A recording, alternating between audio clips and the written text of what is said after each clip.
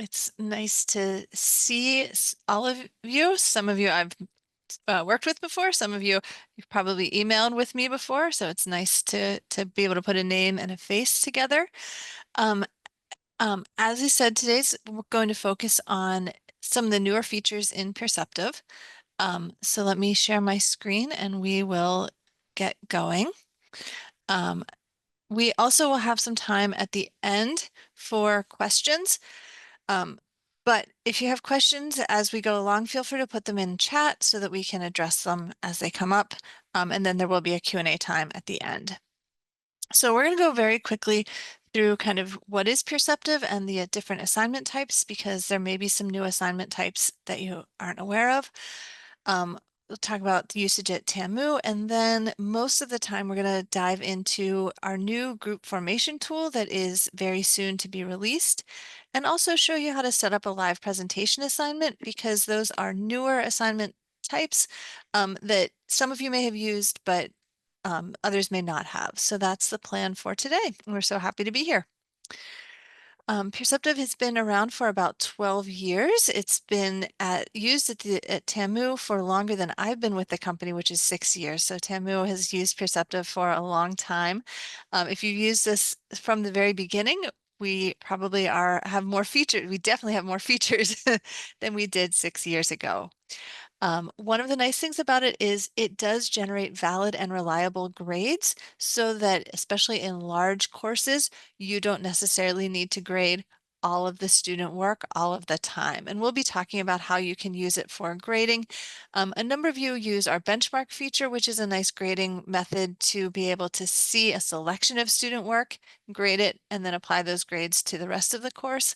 And we also work with instructors who you either teach smaller courses or you're running assignments that are very low stakes, and the grading isn't necessarily important to you. So we can talk about what that grading setup looks like as well. Peerceptiv works to build collaboration skills and improve learning outcomes. Many of you also use the tool, so you know what it can do already. Some of the most important research behind Peerceptiv is that learners improve the most by providing feedback to peers. We always encourage having comment prompts, because that's really where they get to teach their classmates or help their classmates, coach them along in what they can do better and what they can, we always want them to be as specific as possible so they can help their peers the most. But that's really where the learners themselves improve, is by coaching their classmates, and also by seeing how their classmates approach the same task, but in different ways. Writing improves more with multi-peer feedback than single expert peer feedback, and assessment by multiple peers is as valid and reliable as by a single expert assessor. Particularly with a well-constructed rubric, the students are able to rate accurately and reliably, so that you don't necessarily need to do all of the grading all of the time. So the four types of Peerceptiv peer assessments are peer assessment, which is what many of you are already using. This is peer review, the old school exchange papers, but taken online. Students can upload any submissions. In fact, we have been working a lot on making video uploads easier for students to watch. So if you are having students upload to or link to YouTube, they can actually watch YouTube videos in the Peerceptiv player. If you are having students upload videos, currently we recommend that students upload videos no longer than about 15 minutes. The reason is not so much because of Peerceptiv, but because we don't know what the reviewers' download speeds will be, or playback speeds will be. And so we found that reviewers, when they're reviewing longer videos, have trouble with the video processing. But we are updating for the spring, most likely, to allow faster playback. So hopefully that will change by the spring. And we have seen a rise in video submissions with generative AI, since video submissions mean that at least the students are speaking the words that have been prepared. You can use peer assessment to generate valid and reliable grades. You can also use it in replace of discussion board type assignments where you want dialogue between the reviewer and the submitter to get a dialogue going there. And peer assessment works with individual assignments or as group assignments.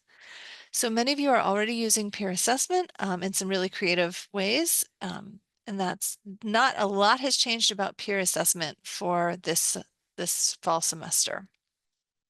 We do have some upcoming changes for team member evaluation.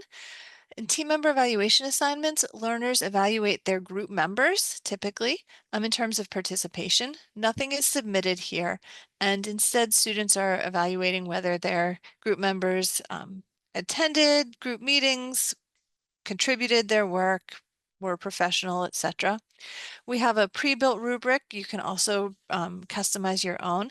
And some of the changes for this fall, better reporting of results, so it's clear to students how they performed.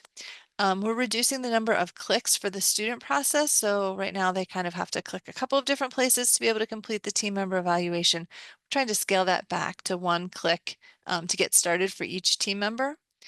And we're also making it easier for you to see, you as the instructor, to see if you have group evaluations or instructor evaluations or leader evaluations for you to get that data. So that's coming up this fall with team member evaluation. And team member evaluation assignments can be on their own, or they can be part of a group peer assessment assignment. Last year, we rolled out live presentations. So this is a newer assignment type.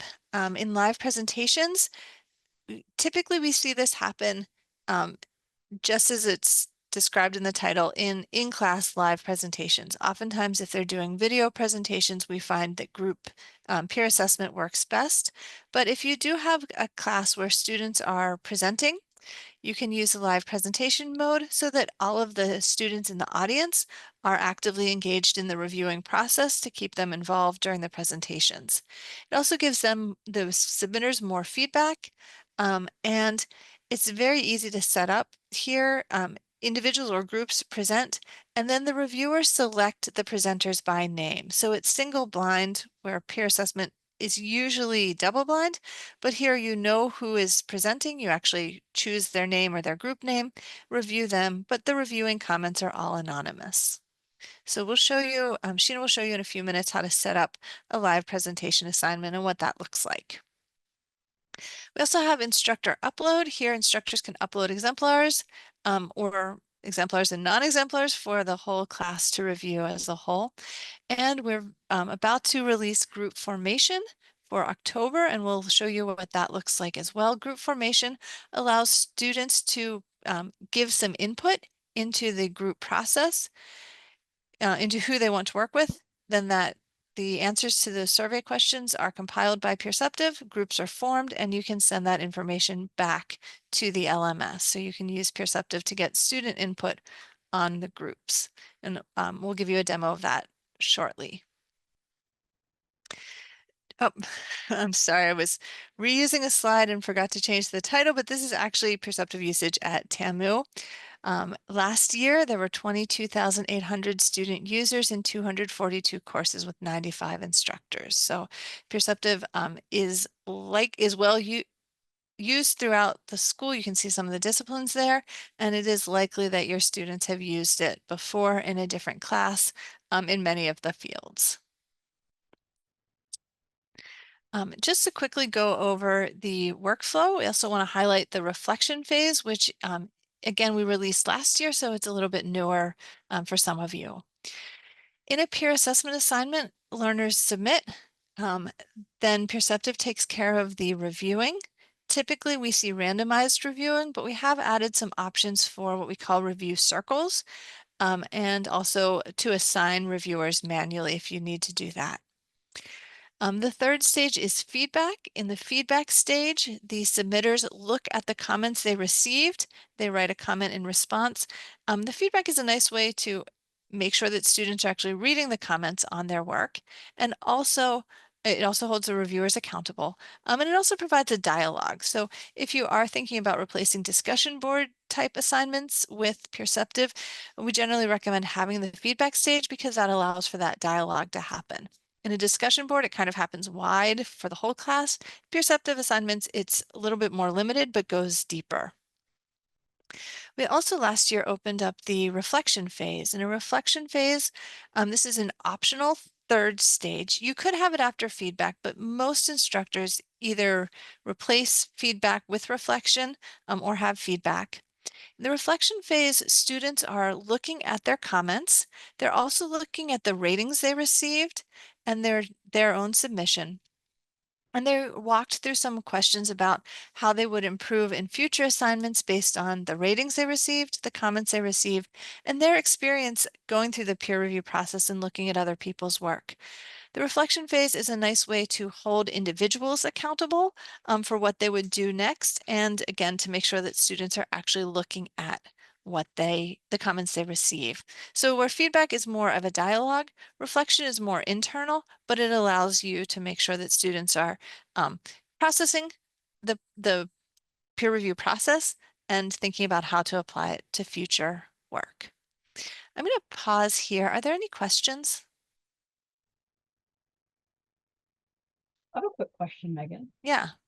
When you were talking about how a student can submit a video Mm-hmm. as their submission, is it possible for students when they provide their review to submit an audio or video file to like verbally explain their Yeah, comments? great question. Right now, Yeah. the comments all need to be written. Okay. All Yeah. text-based comments, yeah. Any other questions about peer assessment? Yeah, actually, I was wondering the team evaluation that you said Mm-hmm. that you could actually embed that in the peer assessment assignment. Yeah, Can that be graded as well, or does it have to be just, I great mean, they're just question. evaluating their team? Yeah, so when you have a team member evaluation as part of the group peer assessment process, then you actually in the grading decide how much you want to go for the submission grade, how much you want to go for the review grade, the task grade, and the evaluation grade. Okay. So that would be part of the 100%. Yeah, And then okay. you can decide if the team member evaluation will be graded based on participation. So if they complete it, they get 100% for that task, or average ratings received. So based on how their group members Oh, that's rate good to them. know. That Yeah. wasn't there before, I don't think, right? Um, Not in that same way where you could include it in the grades. Yeah. Okay, perfect. And if you are interested in setting up a group peer assessment with team member evaluation, Yeah. when you get to the Peerceptiv assignment creation screen, you want to Mhm. choose build a custom assignment. I see. So Okay. that will walk you through those options. Okay, perfect. Thanks. Similarly with the reflection phase, if you want to try a reflection phase, you want to build a custom assignment, and then you'll have the option to add a reflection phase. And so the reflection will also work pretty much like the evaluation if you want it to be graded, that it'll be with that 100%. The reflection phase is considered one of the tasks. So if you have I a see. reflection phase, it will be included in the task. Okay. And Peerceptiv does not actually, the tool doesn't actually measure what the students write in the reflection. We just measure whether they answer all of the reflection questions. So we would recommend, depending on how you want to use it, you may want to have some scanning of the reflection or something like that to make sure that students are answering with substance. Okay, thanks.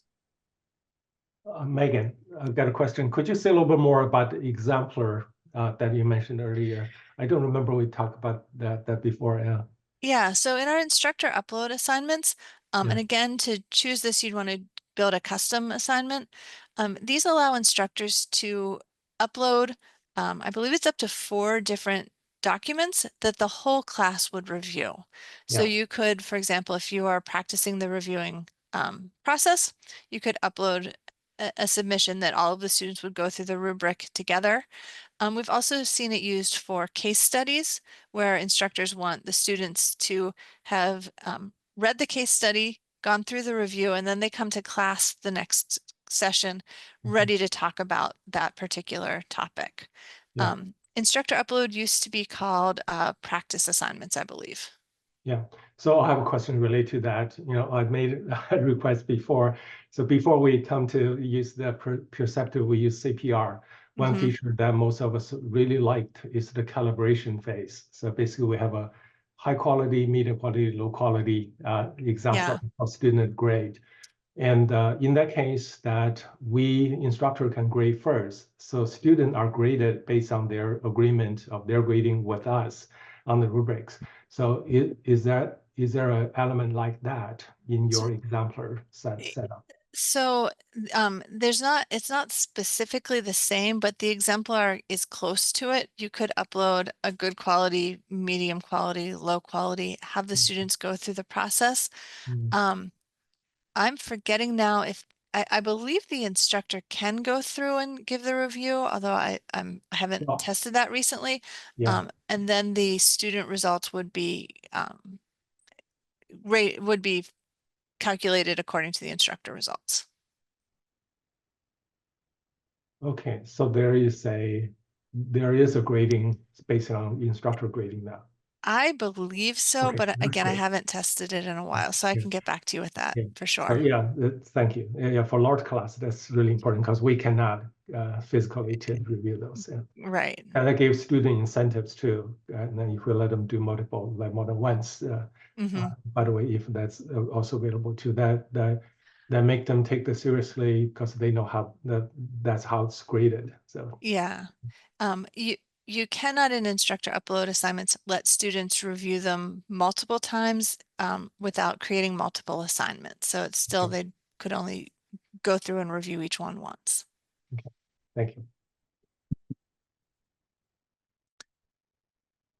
All right, I'm going to move. Oh, other questions? Okay. I'm going to go through very quickly, show you the student screen. So students click from the link in Canvas and they are taken to the submission phase. The review phase with randomized review, they would click to start the review number 1. They would go through the review process, submit, and then be able to start the second review.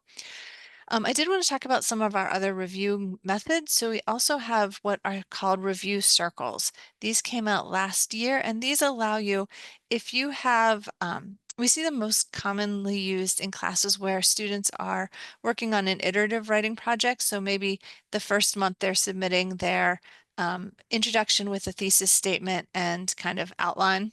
The second time they're submitting the introduction and the materials and methods section like that. So they're sort of building up an assignment. Review circles would allow you to have the same students review each other each time. So they're able to see the progress on their peers' assignments. If you do this in the settings, you're able to choose review circles. And then you're able to set up those review circles based on groups you have in Canvas. So if you have, if you have groups in Canvas because everyone has chosen topics and you have 4 or 5 students with each topic and you want them to be reviewing each other throughout the semester, if you have those groups in Canvas, you can pull them into Peerceptiv and have those students, again, review each other over the course of the semester.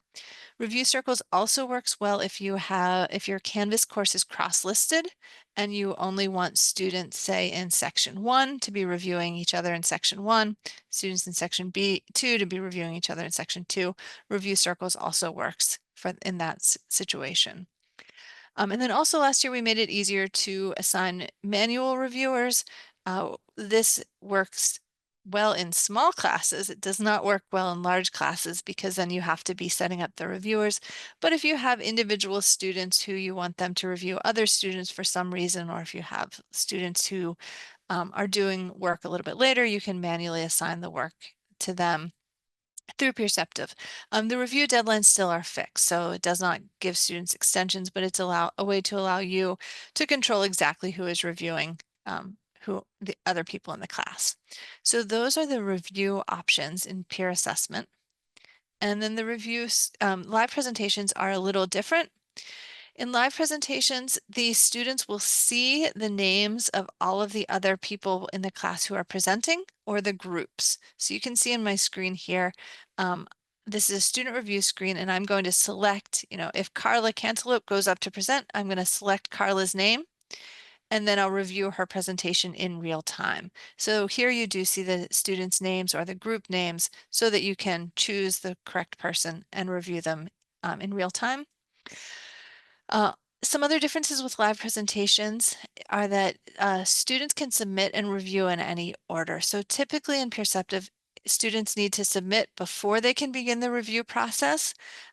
So they can't see other people's work before they turn in their own. However, in live presentations, we understand you might have 5 people presenting one day and 5 people presenting the next day, and you need everyone to be able to review that first day. So in live presentations, the students can submit and review in any order, and the review deadline is the one that will stop student participation in an assignment. So they can do they can review before the deadline, they can submit before the deadline, but once that review deadline happens, then they can't do any more in the assignment. Live presentations also has taken out the feedback stage by default because we understand that if you are presenting in front of a class and you have 30 people reviewing you, you don't necessarily want to respond to 30 people's comments after your presentation. So we've removed feedback from live presentations. So the submitters get the comments, but they don't need to do anything to follow up with them. So those are some of the differences with live presentations. Sheena will talk more about live presentations, but are there any questions about this assignment type now?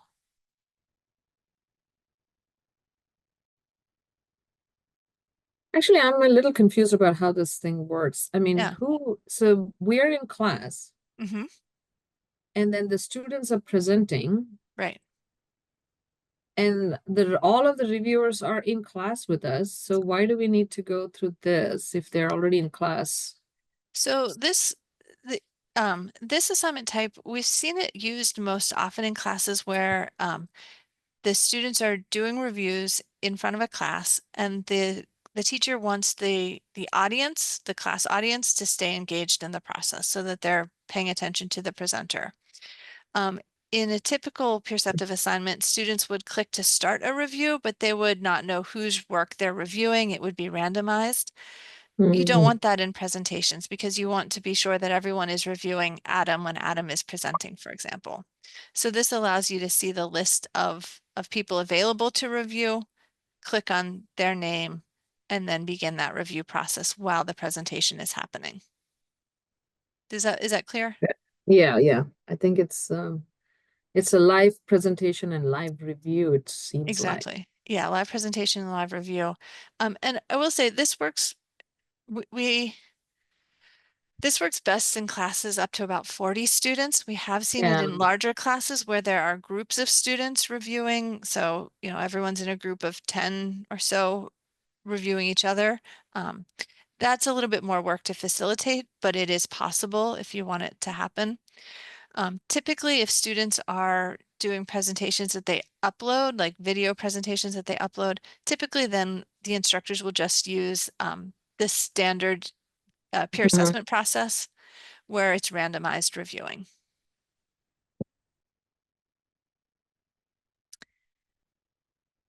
Any other questions about live presentations?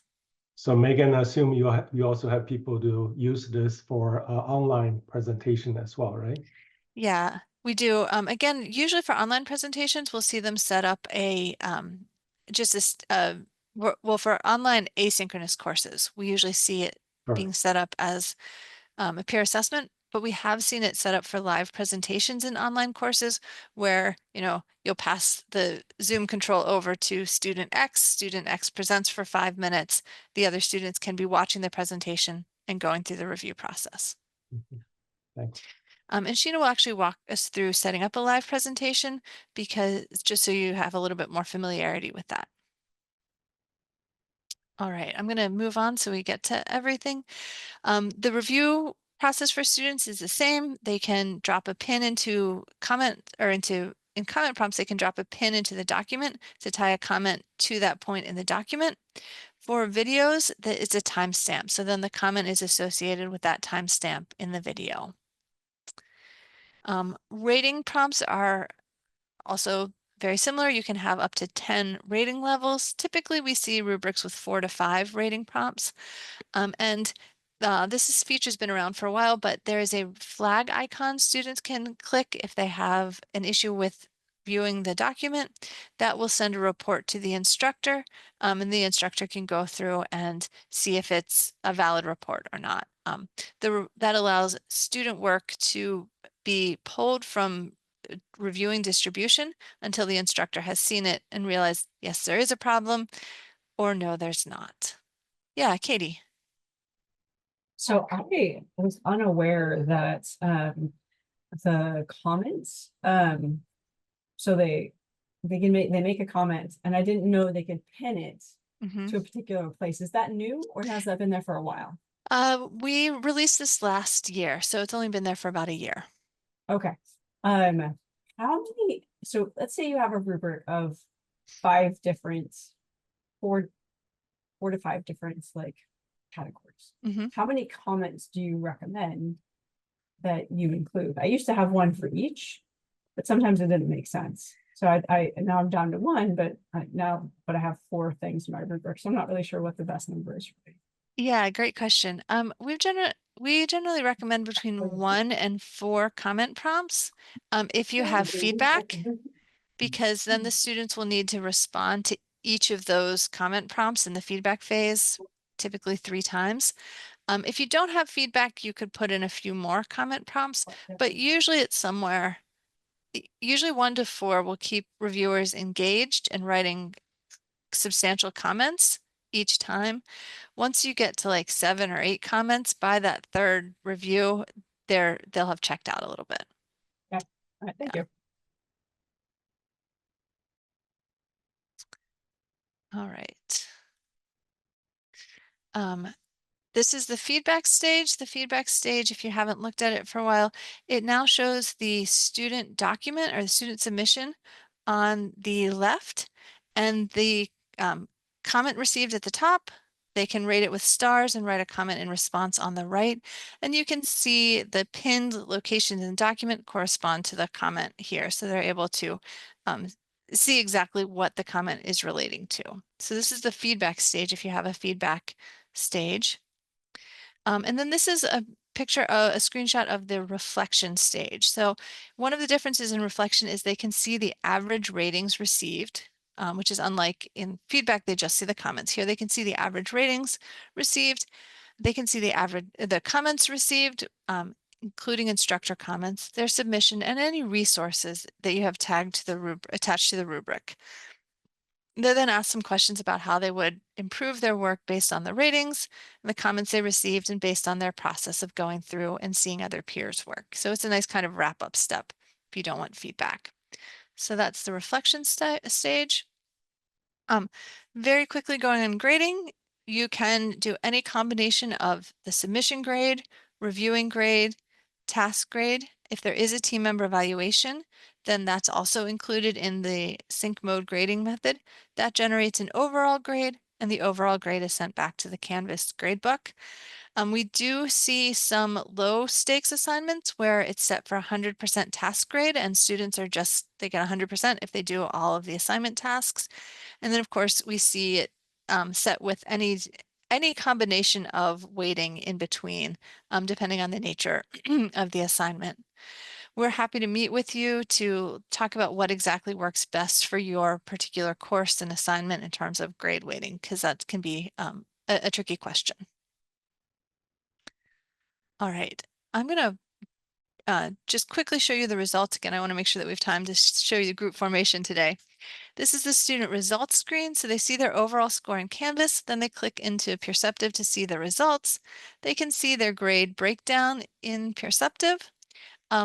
If you have any resources tied to rubric prompts, then they'll see the resources here. So for example, this student scored particularly poorly in establishing evidence. The instructor, when they were building the rubric, had said any student who scores below probably a 2, a rating of a 2 in establishing evidence, will have this material in their results page for them. So you can attach files or link to resources that you have. And then any student who scores below a particular threshold that you set on a rubric item gets those resources in their results page. So it's a really nice way to make sure the students who need support get the support that they need when they need it.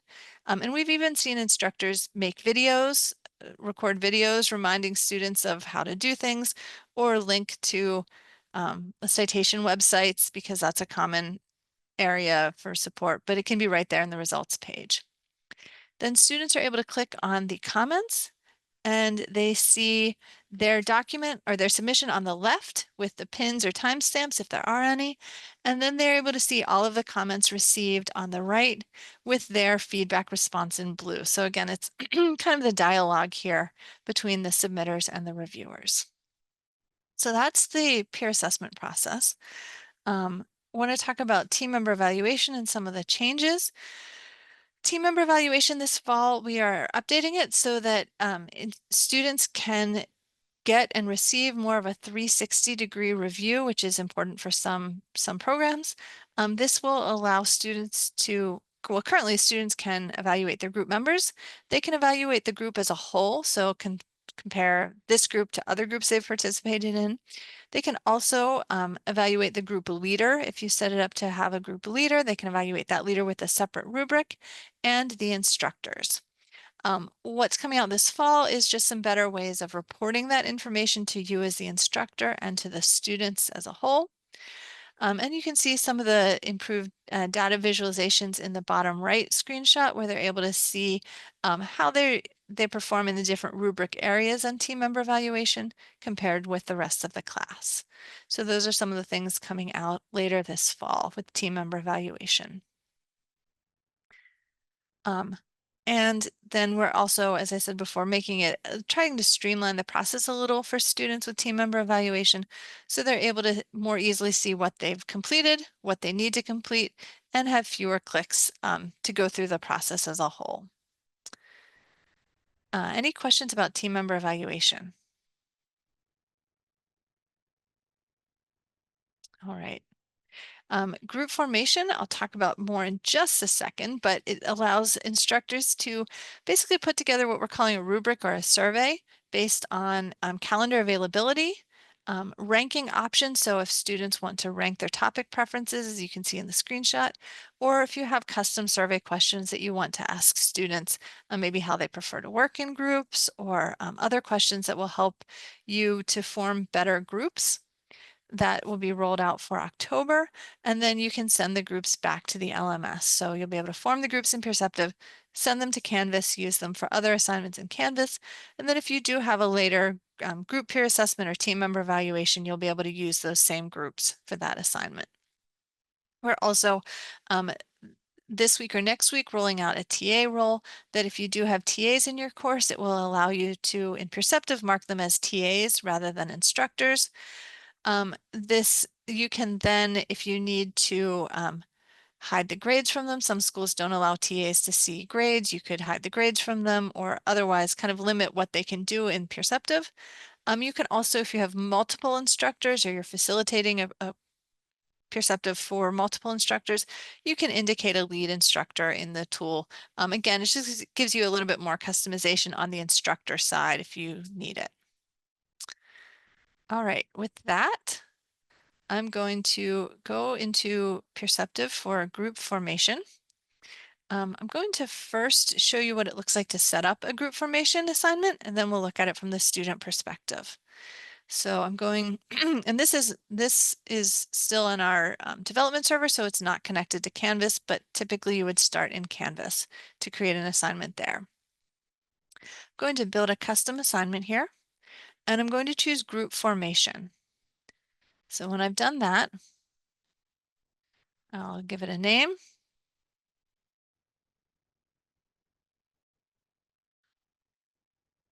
And put in description.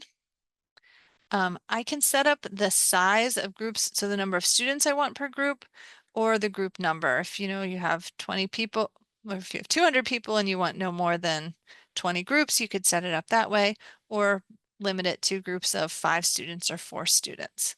I'm going to make it 4 students per group. I'm going to set it to automatic. The grade here for these assignments is just participation. So if the student completes the survey, they get 100% in Peerceptiv. If they don't complete the survey, they get a 0. You could choose to make that a grade in your course or not, depending on the Canvas settings. you need to choose a deadline. So the deadline is how long they have to complete the survey. When the deadline time ends, they are no longer able to complete the survey. We imagine these assignments being happening at the beginning of the semester for semester-long projects, and then you would have your groups formed for the rest of the semester. And we will still send email notifications 24 hours before the deadline if they have not completed it. So at that point, I've created my assignment, and I'll need to create the survey or the rubric. So we have, for these survey questions, 3 types. You can add a schedule prompt. This just asks students to indicate when they're available. The advanced settings is whether you want the students to be able to see the availability of others or not. So I'll have a schedule prompt question. A ranked choice allows them to choose their order.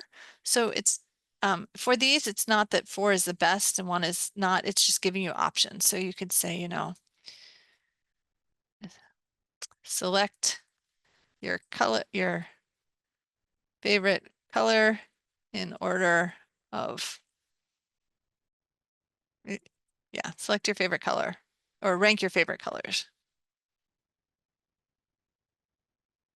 Your questions would be much better. And then you can have, you know, red, blue, yellow, green, and you can have them rank what color they like most. Typically, we've seen this for topics. So topic preference, choose your topic that you want to work on. And then you can also have them add a multiple choice question. Here they're only able to answer 1 question. So, you know, so you can have you'll see an example in a moment, but you can have them say, choose their major if it's and then they can select other people with a similar major. Yeah, Katie? A couple questions. So are you limited to 1 of each of these? So I can have 1 ranked, 1 multiple choice. You can have 1 as many as you want to. So Okay. you could have multiple. Well, you can only have 1 scheduled question. 1 scheduled question, but I can have multiple choice questions. Yeah. And I can have multiple rank questions. Mm-hmm.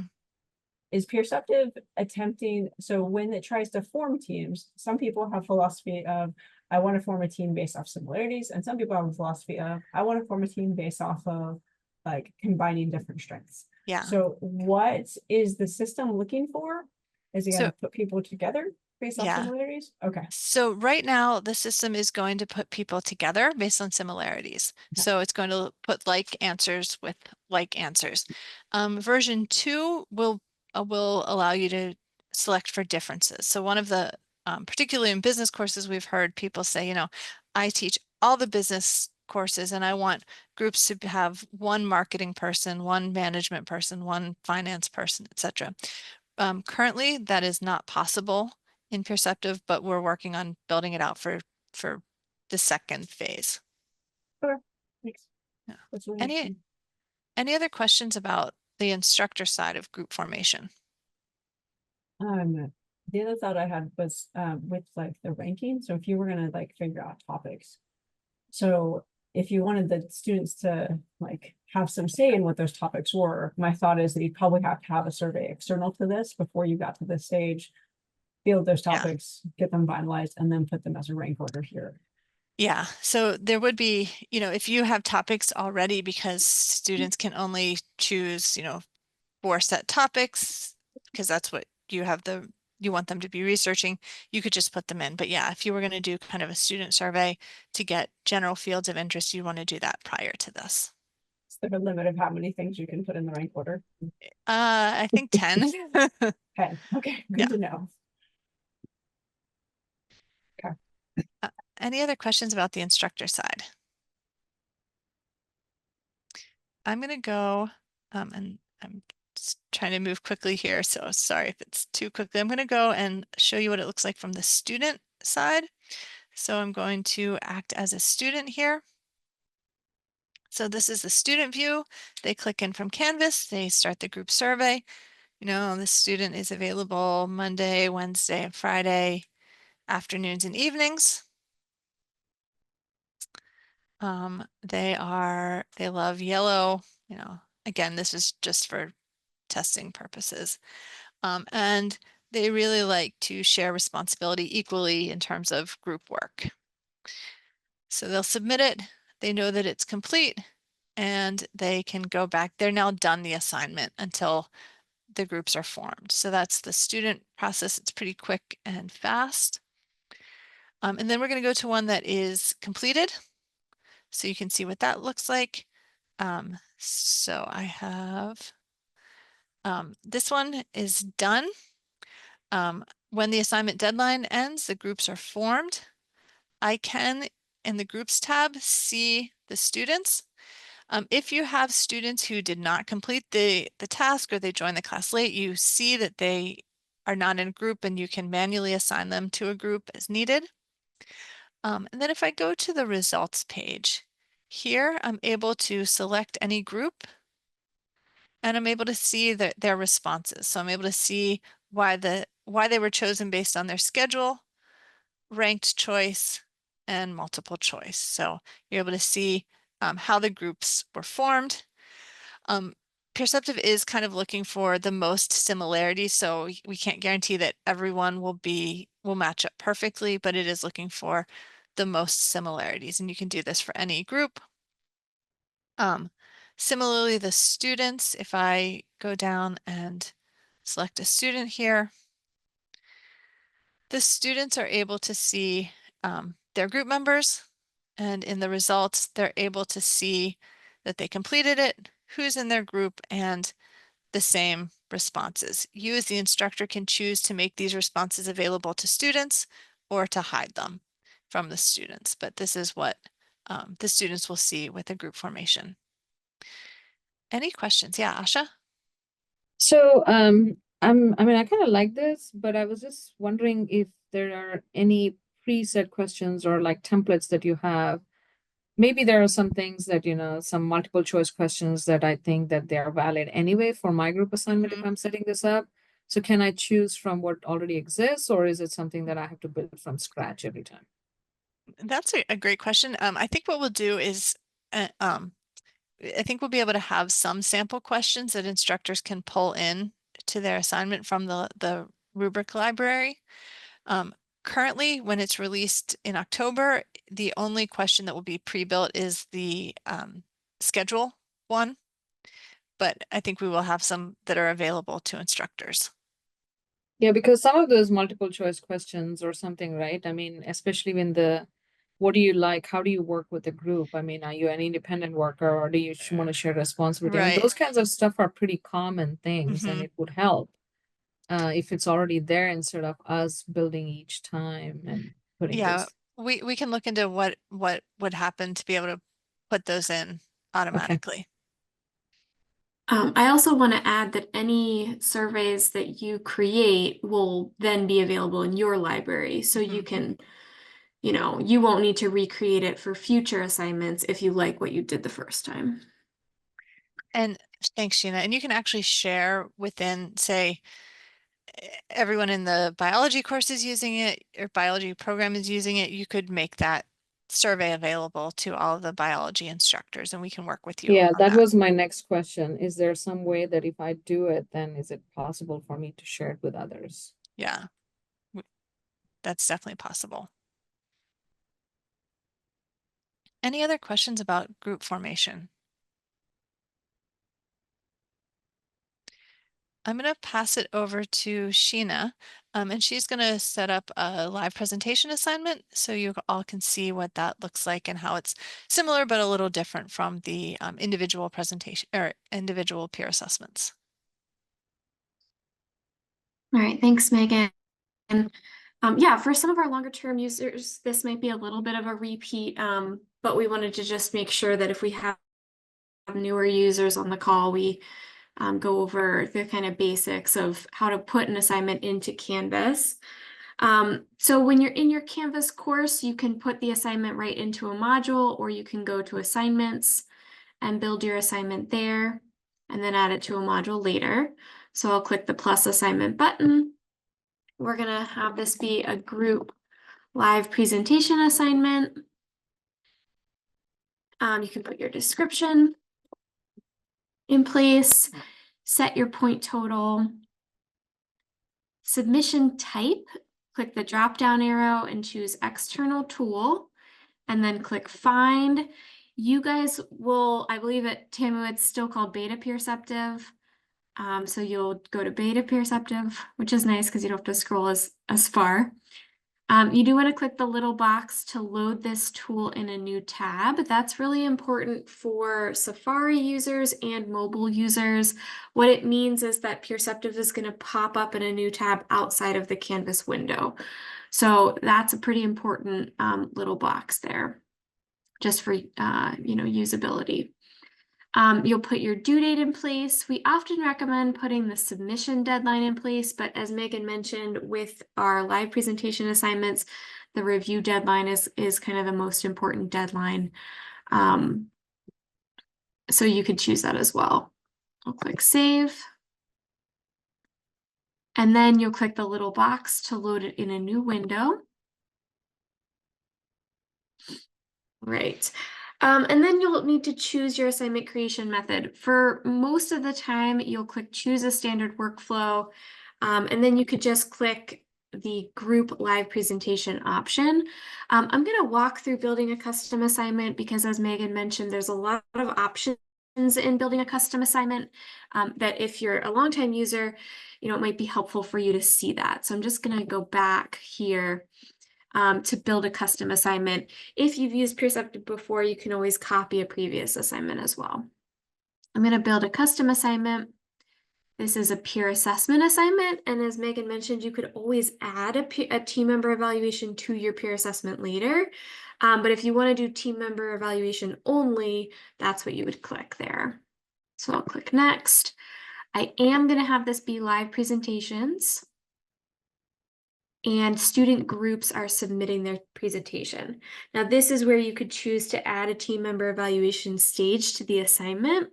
It's going to add another deadline where students will need to do their team member evaluation after they've done their reviews of their peers' live presentations, and it is going to combine the grading. So if you want team member evaluation to be its own grade in Canvas, then just do a separate assignment.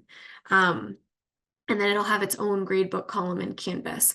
If you want them to all be combined into one gradebook column, that's where you could add your team member evaluation stage. This is where you can choose to include a reflection phase or not. For this one, I'm not going to bother with that. So now you can see groups are submitting their presentations. They'll be engaging in peer review of other presentations, and then they do need to evaluate their team members as part of the process. I'll click submit. Assignment name. This is, especially for longtime users, it's important that your assignment name in Peerceptiv actually match your assignment name in Canvas. Because if you ever choose to copy your Canvas course shell entirely, we've made it now possible where if you copy your whole Canvas course shell, and then you copy your Peerceptiv course, the assignments will actually link automatically if the assignment names match. If they don't match, you're going to end up with a mess and you'll have duplicate assignments. So just if you plan to copy whole course shells in the future, it's important to have your assignment name in Canvas match your assignment name in Peerceptiv. If you don't plan on doing that, then it doesn't really matter. You can have your assignment names be different and you can copy at the assignment level, and that's fine. You could say see Canvas for the description, or you could copy and paste it. That doesn't really matter. Click next. Okay, so with live presentations, let's say students are just submitting live or they're just presenting live and they don't have anything that they need to submit in terms of materials. You could turn off all of these other submission type options, and then all they're going to be doing is submitting their name as presenters. They go up, they present, and they're not submitting anything else to Peerceptiv. If you want them to submit, a doc summary of their presentation or a Google Slides links or PowerPoint file, then you could allow them to also do that here. And then you'll want to say in the description, click the file type, submission file type to upload a PowerPoint file along with your presentation.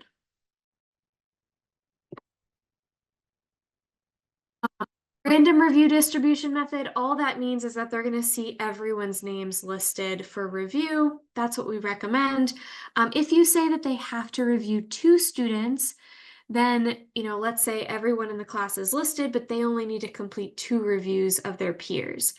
If you select all de-anonymized reviews, what that means is they have to complete every single review of every single presentation. So for here, there are 30 people in the class. I want every person to review all 30 presenters. I'm going to click all, they have to do all the de-anonymized reviews. All right, we have some advanced review options. If you require students perform a self-review, they'll see their own name listed there. And they will have to click their own name to review themselves. The evaluation settings are looking at specifically the team member evaluation settings. If I click this little box at the bottom to use team member evaluation ratings for grades, then whatever ratings I get from my teammates become my grade for that portion of the assessment. So if my teammates gave me a 4 out of 5, I get an 80% for the team member evaluation. If this is unchecked, then it's a simple, did you do the team member evaluation task? If you did, you get 100%.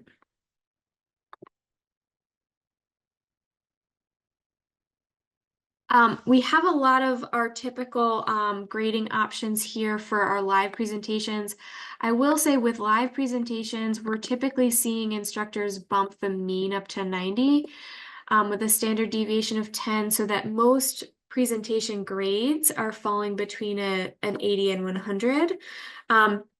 Just generally, people seem to want presentation grades to be a little bit more generous than a more high stakes assessment would be. And then here's where you can decide how much you want each of these grades to count toward the overall grade. If you want students to really get graded for the quality of the presentation that they submit, maybe you want to decrease some of these and increase the submission grade. If you really want to give students a grade for how well they review their teammates' presentations, you can increase the review grade or decrease it as needed. Definitely allow late submissions. Probably not. I wouldn't bother with late penalties with a live presentation assignment, but you can if you want.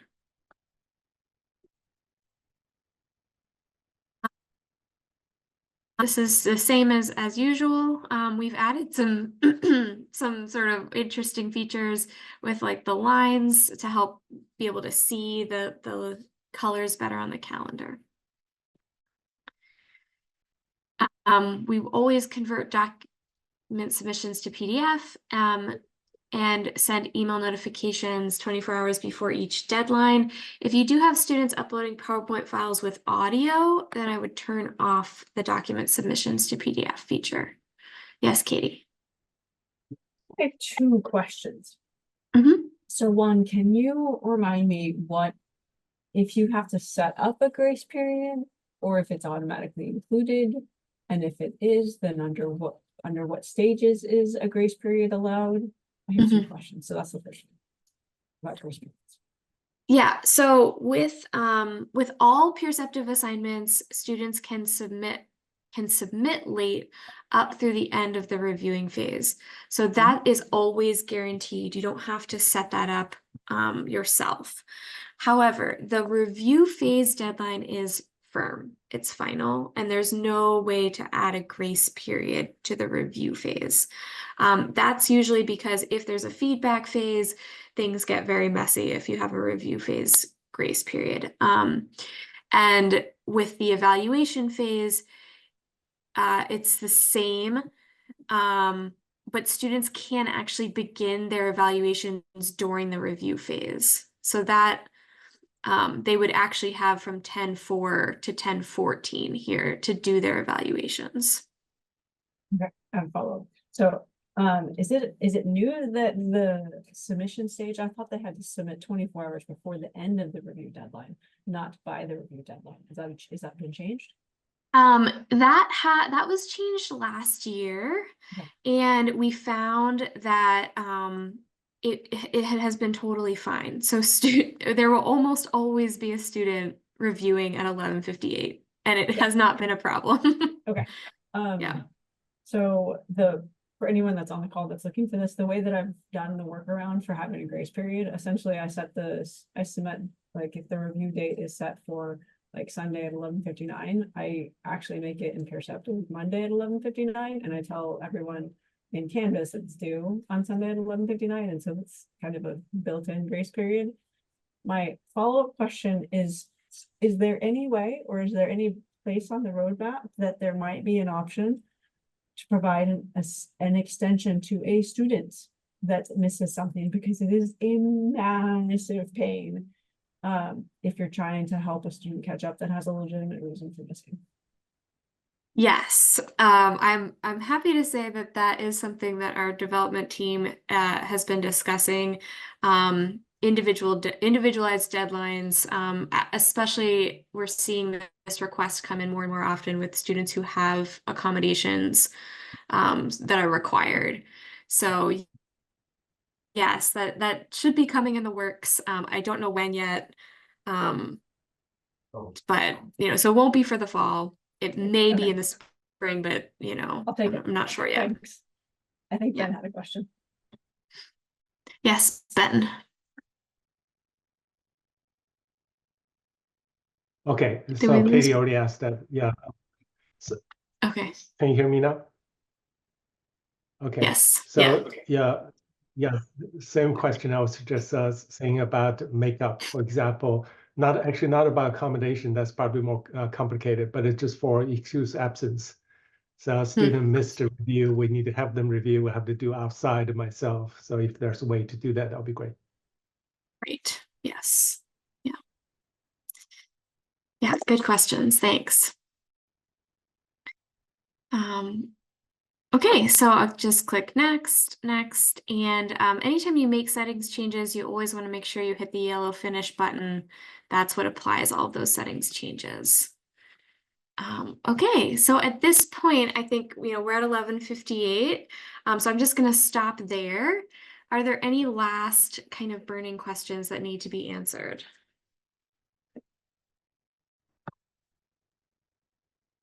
Well, maybe a quick question for Megan. Megan, you told me about, I forgot even the name. So the asynchronized submission, they can actually get feedback early and then resubmit. You still have that available, right? Yeah, so we do have an async mode experience, and please, if you need to go, feel free to drop off the call, but we do have an async mode. We do have some TAMU instructors using async mode, although typically we see higher ed use sync mode. Some of the differences for our async mode, students can submit, review, give feedback if that's part of the assignment, and get their results all at their own pace or as quickly as reviews come. So it is very nice because students can move at their own pace. Instructors have less control over the grades because you may have a go-getter who finishes the entire assignment, especially if there's a group of go-getters week 2. You may have other students come to the assignment week 4 to get started with it. The students in week 2 who finish in week 2, they would have their results. They could move on in the course of the program. So it is a little less of instructor control over the grades, more student freedom in terms of the process. You can use it with deadlines. So we do see some instructors run it with deadlines. Some instructors just have one final deadline. Everything needs to be done by the end of the course. We also see another difference is with the grades. In our async mode, the grades are not curved and students only get a grade for their submission. However, they don't get their grades if they don't complete all of the tasks with a minimum level of accuracy. So the accuracy in task is kind of built in. They must complete the tasks with a minimum level of accuracy. Then they're able to get their submission score, and it is uncurved. So we do have some instructors who async works really well because they really just want their students to complete the tasks, get a grade for the submission, and move on. We're happy to talk with you in more detail. We've found that synchronous mode works best for undergraduates in general. But if you do, with some exceptions, and then our adult, graduate students, professional learners, they can kind of handle the async mode better because it does involve some amount of learner pacing and remembering to come back to the system and complete tasks. So happy to discuss what makes best sense for your context. Generally for higher ed, we recommend sync mode just because it does have those deadlines that keep everyone moving together through the assignment. Thanks. And by All the way, right. Oh, go you ahead. continue, Ben. No. Okay, so since we deal with time, I will give last questions if anybody still want to have some questions before Actually, I I close the just session. wanted to see if Megan and Sheenan, I guess, is that what it was? Okay, Yeah. can you guys put your contact information? I know we have it somewhere, but because we do have some faculty that I think want to set up some of these new assignments and they may need a little bit more help. So it might be helpful too. Yeah. Okay, in additional to that, I also want to introduce that our technology services team member, they also here at A&M ready to support faculty. It's just because Peerceptiv is one of the centrally funded and supported learning technology. Kelly, do you want to introduce yourself? Yeah, I won't take too long, but my name's Callie. I work for Technology Services. I'm in Canvas LMS support, and I'm happy to help where I can with Peerceptiv. Of course, we've got the experts here, but I, work with Canvas and TAMU's instance with Canvas every day. So if I can help you in any way, currently we're having folks reach out via email to support@instructor.com and just include in the subject line, escalate to Texas A&M University, and they'll get it right to us. And I'll put that in the chat as well. Thank you, Kelly. So we will have another webinar on November. It's more focused for new faculty or new users of Peerceptiv. If you know any faculty members within your department who are looking into peer assessment strategy and willing to use the new learning tools, please help to spread the word about this upcoming workshop so they will be aware and can register themselves to join this workshop. I'll put another the link again on the chat. Hopefully it will be a useful workshop for them to know about Peerceptiv. Once again, thank you, Megan, for your presentation and Shannon for your demonstration. Hopefully this will be a great opportunity for faculty keep moving forward using Peerceptiv with better assessment and strategy. Thank you so much and have a great day. Thank you. Everyone. Bye.